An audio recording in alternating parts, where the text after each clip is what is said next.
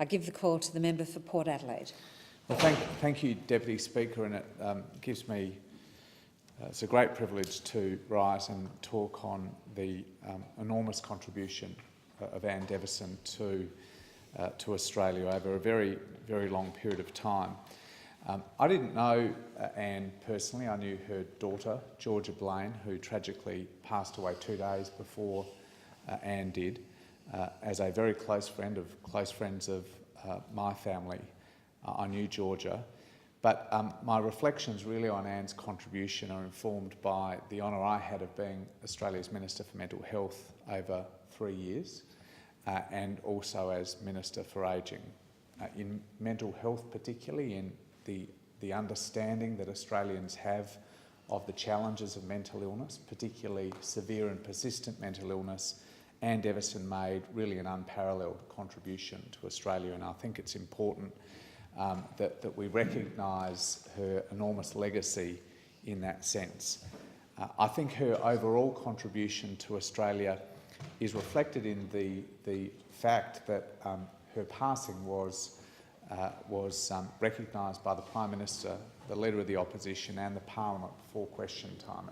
As you know, Deputy Speaker, it's a very rare occasion for a person's passing who has not served as a public official to be recognised in that way, and I think that recognition reflected across the Parliament a deep sense of Anne's long and very broad contribution to Australian life. As the Leader of the Opposition said, Anne, over 40 years ago, was a member of a landmark Royal Commission initiated by Prime Minister Gough Whitlam into human relationships that led to quite a signature change in the way in which Australians thought about homosexuality, thought about a woman's right to choose, thought about the responsibility that society has to build refuges, particularly for women and children fleeing domestic violence. These things seem a matter of course in 2016, but they were incredibly difficult, highly contested social debates back in the mid-1970s,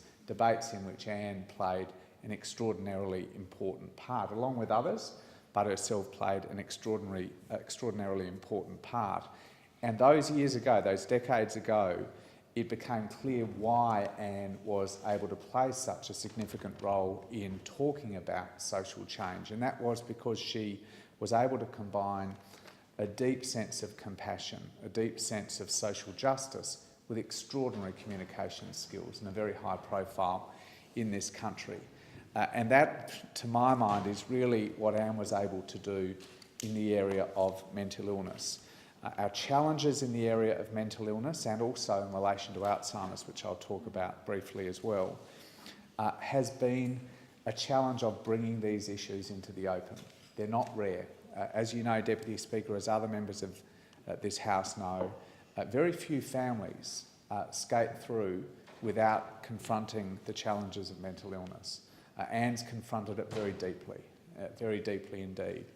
But for far too long in this country, it has been an invisible story. It's one talked about within living rooms. It's not talked about in the broader social discourse. Happily, it is more than it was when we were much younger than we are now, Deputy Speaker, and in large part that is due to Anne Deveson. So she brought these things into the open, but in bringing them into the open, in having public discussions, having public stories that reflected the experience of so many Australian families, she was also able to use that open debate to start to battle stigma, and in that sense we owe Anne an enormous legacy. But I do want to say that Anne's challenge was a particularly deep challenge. Her experience, as people know, was an experience with schizophrenia, a low prevalence but very severe and persistent part of the family of mental disorders that back then was not well understood and not particularly well treated. And I think it is important that while we recognise the extraordinary contribution Anne made to lifting our understanding of schizophrenia, that there is still a long way for us to go. Over the last 2 or 3 decades, we have made enormous strides, I think, as a society, particularly in our understanding and compassion towards the more high prevalence disorders like anxiety and depression. But we must be honest that our understanding as a society and our compassion as a society for the psychotic disorders, particularly schizophrenia, still leaves a lot to be desired. I remember while I was Minister for Mental Health being told by a professor that a 21-year-old today diagnosed with schizophrenia has a lower life expectancy than a 21-year-old who is diagnosed today with HIV/AIDS. It's not that long ago that would be unimaginable. It says two things. It says an enormous amount about the strides that we've taken to be able to treat HIV, but it also says an enormous amount about the challenges that the many Australians living with schizophrenia face, not only in relation to their mental illness, but also in relation to a whole range of comorbidities associated with physical illnesses.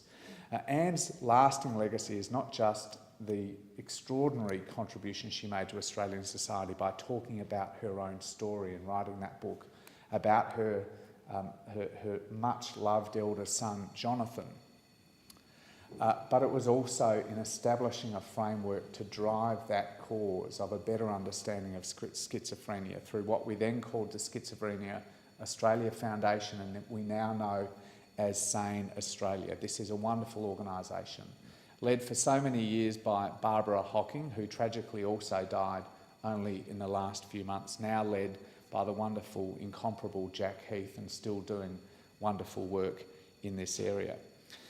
Later in her life, as both the Prime Minister and the Leader of the Opposition mentioned in their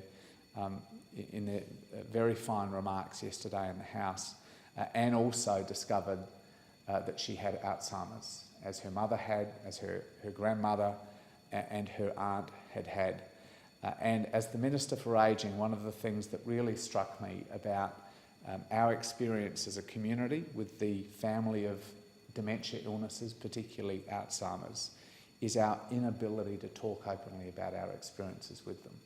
I remember talking to Alzheimer's Australia very early on in my time as the Minister and trying to think of a person other than Hazel Hawke and her family who had really taken the country on a journey in a public way with their experience with Alzheimer's. It is still, like the family of mental illnesses, it is still a condition that is kept inside the family home, that is not talked about sufficiently in the public space, in the public arena, because we know that this is a condition that affects so many families.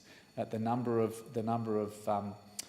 diagnoses of dementia is climbing very, very quickly, partly because we're getting better at diagnosing it, obviously, but also because of the ageing of the population.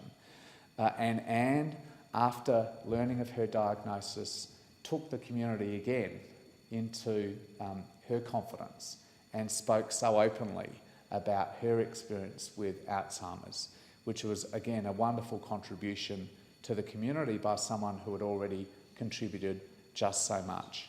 So I want to pay a tribute to the public contribution that Anne Deveson made over decades, but particularly over the last couple of decades in my small experience as the Minister for Mental Health and Ageing.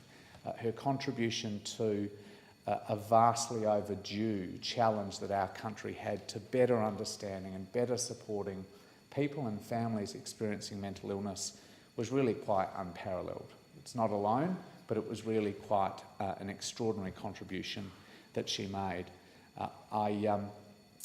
Having some personal connection to her family through Georgia, I understand the depth of grief being felt in that family at the moment, but it is a grief that's reflected at a public level because that family was so well known to all of us over so many decades, really from the time that Jonathan and Georgia and Joshua were very, very little children.